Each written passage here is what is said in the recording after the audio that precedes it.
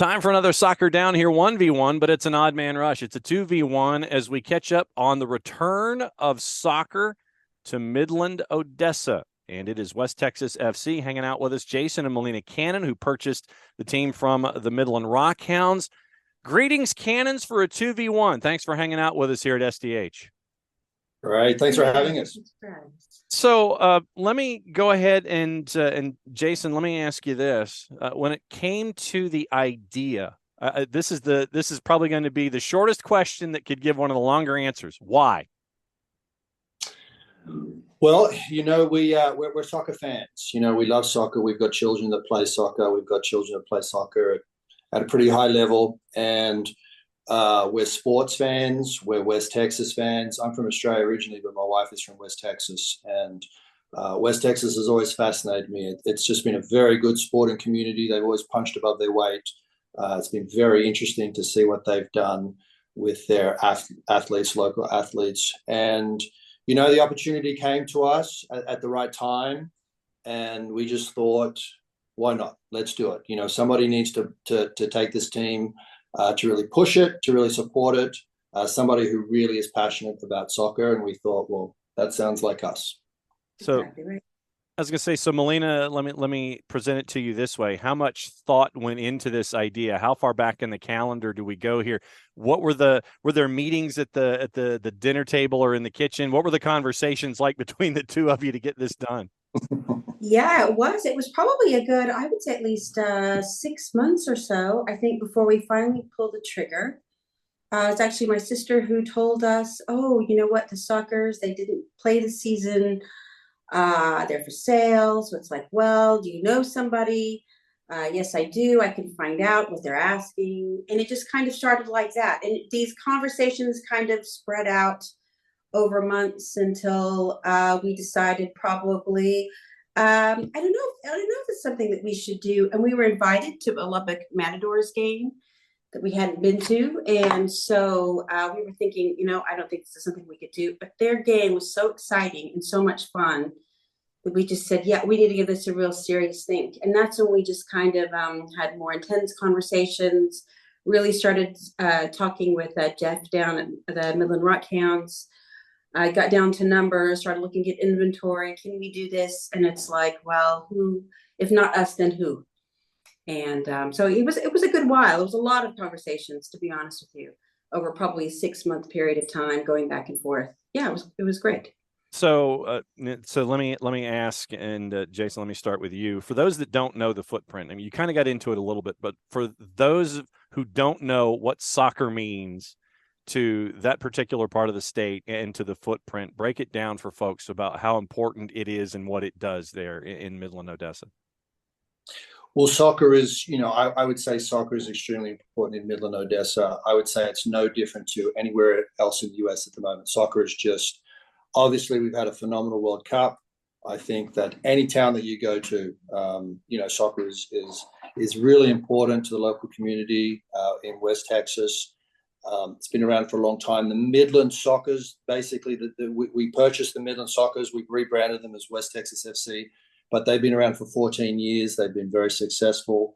And you've just got a lot of local community support between the Midland Soccer Association for the young children and the Odessa Soccer Association. So it's just an integral part of the local community. So we're very happy to be supporting it and hopefully taking it to the next level. Okay, so Melina, when it comes to the to-do list, and a lot of folks will sit there and say, "Yeah, the 2023 season, it's in the summer. It's just in the summertime. It's over there." When in reality, when you're building any business, and that there's a launch point, that when the announcement's out at NPSL.com, it's like, okay, West Texas, okay, it's coming back. That's pretty much when everything just starts in earnest, and you're trying to catch water through an open hand or grab a comet's tail, and try to figure out how to get this thing done.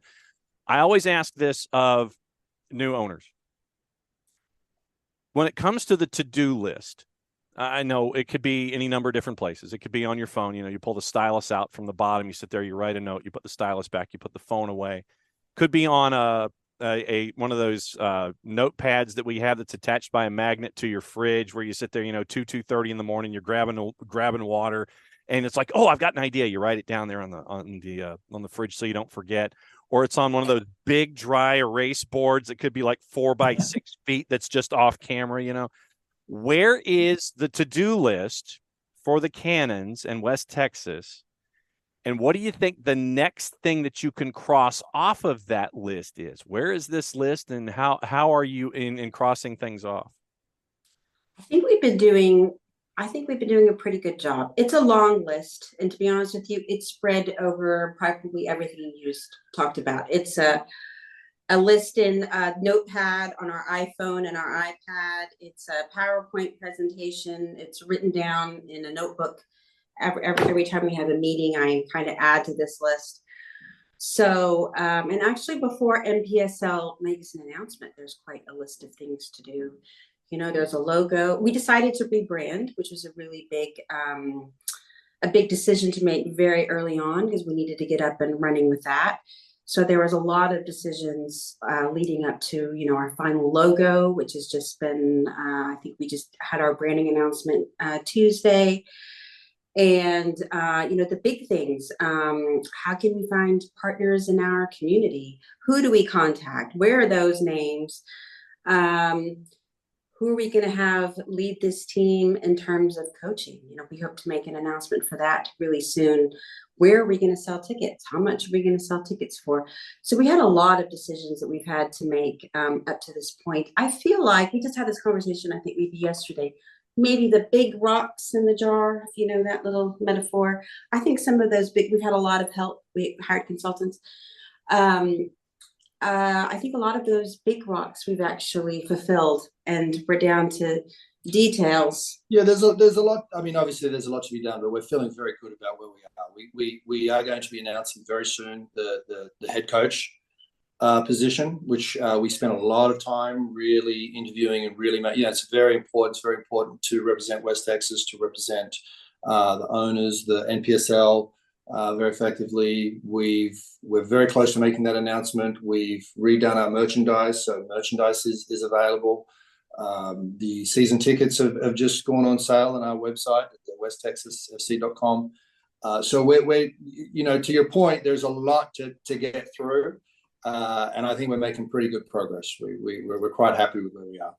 And I know that, Jason, at the same time, there's a particular kind of individual that you're looking for that understands the vision that the two of you have. And I'm not just talking about on the pitch in that individual that's going to be wearing that crest and that jersey, but the folks that are going to be with you there in that front office and representing the town and the community. When it comes to looking for those individuals, how would you break down, say, if you were looking at traits on a resume, how would you break down what you're looking for in an individual that is going to best represent West Texas on the field and off? Yeah, you know, it's a good question, and it's really important to us to get the answer to that question correct. We really, you know, if it comes to coaching positions, we want somebody who has a successful track record. We do want to do well. You know, like I said, the Midland Soccers for 14 years did very well. In 2017, they made it to the national championship. So we want to keep that legacy going and even improve on that legacy and potentially win the national championship at some point. But we also understand that we want somebody who really enforces good sportsmanship, represents good sportsmanship on the field. We want this to be something that families really enjoy coming to. And again, you know, to talk about the Lubbock Matadors, they had a very successful season last year, 4,000, 5,000 people attending their games. Very entertaining. And I think one of the things you might have heard would have been that while they didn't win every game, it was very enjoyable and people wanted to go back and really support the team. And we want the same thing for ourselves. And so anybody that works for our organization, we want to be able to be somebody who's inclusive, who brings in all the different members of the community. You know, we want the underrepresented folks in the community to be able to come to the games. We want Midland to be represented. We want Odessa to be represented, and just across the board. So very important to us. I think we're kind of narrowing it down. But yeah, anybody who is involved in our organization, we want them to have a winning mentality, but also see the larger picture, good representation and good inclusion within our community. Melina, what's the feedback been like ever since this information has come online? We're talking probably a little bit like a week or so after NPSL said, okay, here's the return. Do you have unlimited text messaging on your phone? How wide ranging of the phone calls been? Are you getting, do you have international minutes where it's still a part of your cell plan? What's the response been like in this first week since all the information's come online? Yeah, I think we've had a really great response. I mean, we've had resumes being sent to us, people asking when we're going to hold tryouts, which has been really nice. And I think just individuals who are not players or looking necessarily to be involved, just really excited about the fact that that it's coming back to Midland. I mean, I think it really does leave a gap in just sort of people what there is to do in the area in terms of, so we have a lot of options in Midland-Odessa, as I'm sure that you know.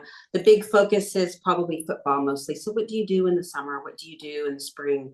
Of course, baseball is, super long season. But with so many kids in Midland and Odessa that play soccer, I think not having that next level league does leave a bit of a gap. So I think people are really looking forward to seeing the group again and excited to see what the new branding looks like. So, Jason, when it comes to the NPSL specifically, I know that folks, when they want to, bring a soccer franchise to the fore in their local footprint, there are a lot of leagues out there these days. I mean, there's a lot of different directions you can go. Why the NPSL specifically? When the two of you were discussing, okay, we want to bring things back, were there other discussions about other franchises and other elements, other leagues, or was this just locked into the idea of, okay, let's bring back something new and turn it into something that we would like to continue traditions with? What were the conversation?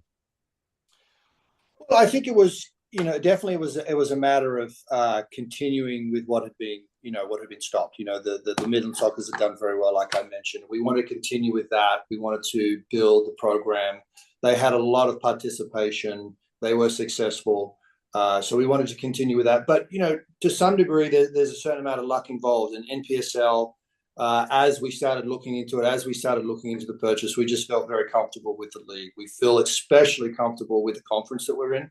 It's an extremely strong conference. When you start to research, you find that, NPSL, to our understanding, has been promoted to the 4th division of soccer within the United States now. So it's a very important division. You have a lot of NPSL players. I think last time we read there was 30 plus NPSL players that had been drafted into the MLS. I think last year that the number one draft pick for the MLS actually came from NPSL. So it's a strong league. The conference, like I mentioned, in Texas is very strong. We've got teams, multiple teams in Dallas, Laredo, Lubbock, Temple. I mean, so as you look into it and you start to do a bit of due diligence, you say, okay, listen, this is a very strong league. It's very well established. The last thing that probably really did it for us that we were really excited about is that traditionally when you play soccer in Midland-Odessa, you are in West Texas. You're a little bit further out. You're a little bit further away from Dallas. And so you have a lot of really strong competition at a younger age. But as the children start to get a little bit older, they need to start looking towards the Dallas areas to continue their growth. And we wanted to kind of change that. But also with the Lubbock Matadors having such a successful first season, we are really looking to start a very exciting big West Texas rivalry between the Lubbock Matadors and Midland-Odessa, playing up there, playing down in Midland. We think we can really get the communities behind something like that. And so even though the conference is extremely strong, we also like the idea of building sort of a West Texas-centric mini sort of tournament within a tournament type thing. So that was the one last thing that really just said, okay, listen, established league, it's doing great. There's some good things happening to leverage off of. Let's just go for it. All right. Melina, let me ask you this. Since we are in the holiday season, what's on the Christmas wish list for Soccer Santa Claus when it comes to the continued development of the franchise? What's on the Christmas list when you sit there and you roll it out and it's like, okay, here's my Christmas list for Soccer Santa. What's on the Christmas list for West Texas? So for our league or for our team, I guess if I'm understanding your question, let's see, what are we wishing for our team? I think that it would be really nice if Santa could bring for West Texas we've already started with some really great partnerships for our team. And we've been very fortunate. We have Puma, which we partner with, where we're getting all of our apparel with. So that was a huge gift off the checklist. And so I think now what we're looking for is we've already started to establish some really great partnerships within our community and just continuing a few of those. Our big push for the season is just to feel really engaged in our community and really feel a presence in our community. And I think that that can only be strengthened by having some more partnerships, local partnerships. Puma's obviously an international brand, but things that are local so that we feel and like our community feels like we are a big presence. And so that's probably number one. I'm going to ask Santa to bring us some of the top players in the nation to West Texas, so we can get off to that really good start that we think we're capable of. No doubt about it, and you're going to be doing it in a very, very tough Lone Star Conference. You mentioned Lubbock, it's Laredo, it's Irving, it's Vaqueros, it's Brownsville, Denton Diablos, who've done very well in years past. You've got Coyotes, Corinthians, and San Antonio CF10, Houston, and Austin United. Jason, it is that time where for folks that want to keep an eye on everything that's going on there with West Texas and West Texas FC, cut the promo. How do they do it? How do they keep track of everything going on as you guys are hitting the ground running out there in Midland-Odessa? Well, the first thing is to constantly visit westtexasfc.com. You can get season tickets. We've got merchandise available. We're going to have all of our press releases. Keep everybody up to date with everything that's happening. And then our handles. Facebook. And then Facebook. I think it's also West Texas FC. And same thing on Instagram, West Texas FC. We try to keep that very consistent. Twitter. And Twitter, of course. Yep. So there's going to be lots of announcements, regular announcements. We're going to keep everybody really in the loop in terms of what we're doing, when we're doing it, how we're doing it. There is going to be an announcement very soon about our coach that we're very, very excited about. And then pretty soon after that, then we get down to business. There's going to be announcements about when the tryouts are going to begin. And in terms of tryouts, we want folks from West Texas to get out there.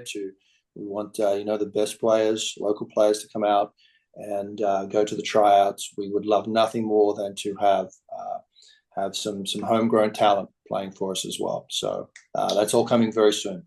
West Texas FC is online in Midland, Texas. The ownership group led by Melina and Jason Cannon. Guys, thanks for hanging out with us for an odd man rush when it comes to soccer down here, the SDH 2v1. We'll be keeping an eye. And if you ever want to break news, anytime, you can always come by and break news when it comes to the growth of the franchise. Thanks for hanging out with us here on the network, and we'll be keeping an eye on you. Thanks very much.